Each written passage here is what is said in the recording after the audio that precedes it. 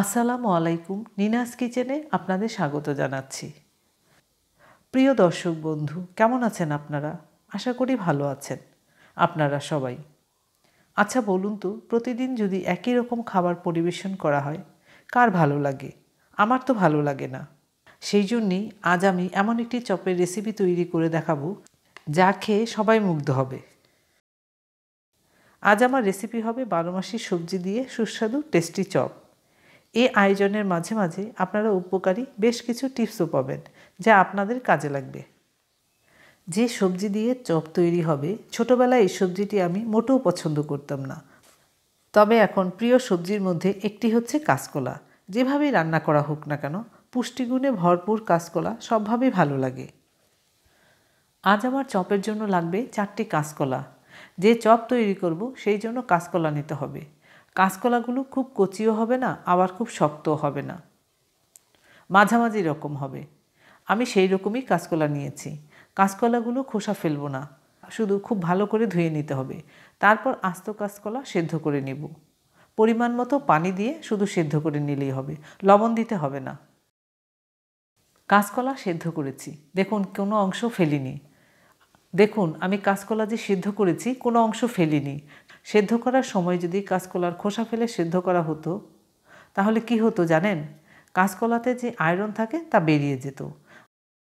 আমি কাঁচকলা সেদ্ধ করে যাই তৈরি করি না কেন, সবসময় এভাবেই সিদ্ধ করে নিই কাঁচকলা।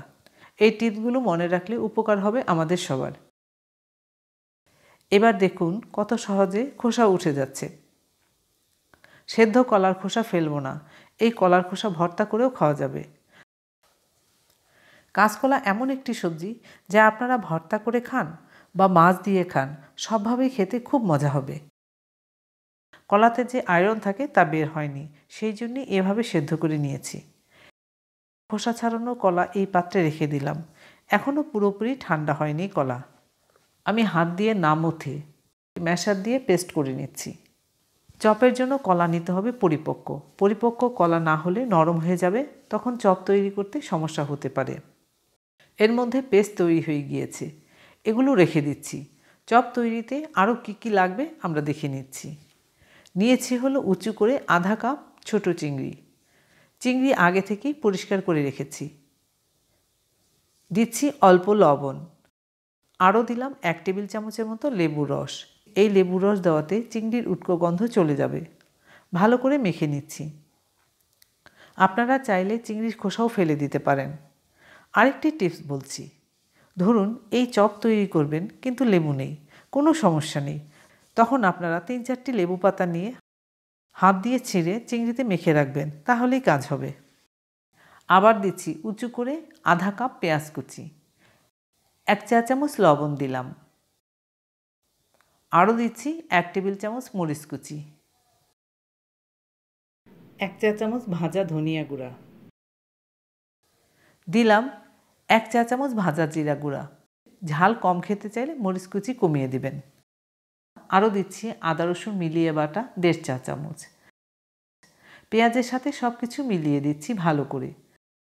তবে পেঁয়াজ এমনভাবে মেলাতে হবে যেন পেঁয়াজ থেকে পানি বের না হয়।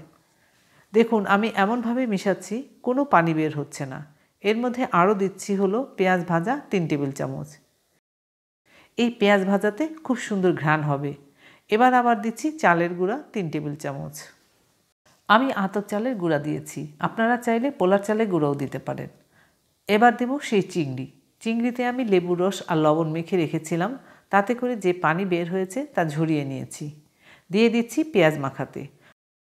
আমার আজকের এই রেসিপিটি রুটি বা সাদা পোলাও দিয়েও যেমন খেতে ভালো লাগবে, তেমনি গরম ভাতের সাথে খেতেও সুস্বাদু হবে। খুব ভালো করে মেশাতে হবে। এর মধ্যে সেদ্ধ করা কাঁচকলা ঠান্ডা হয়ে গিয়েছে, সব কিছু ঠিকঠাক আছে।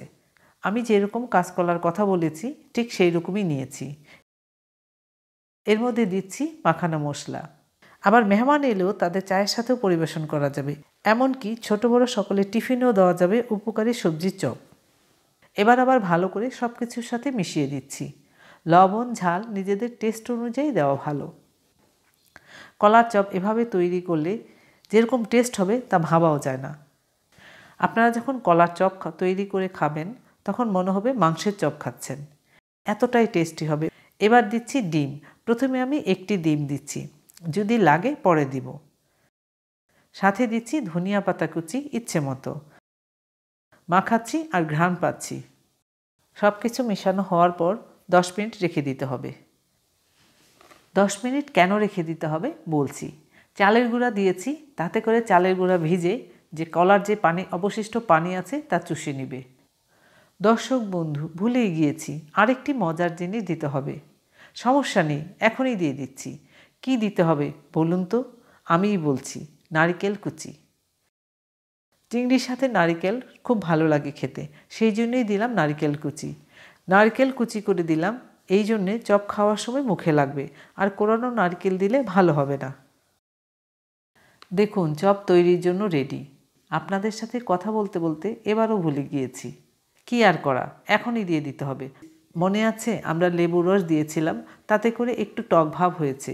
টক ভাব চলে যাবে কলার চপে, টেস্টও হবে অনেক বেশি। সেই জন্যই দিচ্ছি চিনি 2 চা চামচ। এবার চিনি ভালো করে মিশিয়ে রেখে দিচ্ছি। মেশাতে মেশাতে গলে যাবে, রেখে দিতে হবে না। চপ ভাজার জন্য তেল দিলাম পরিমাণ মতো। তেল গরম হতে থাক।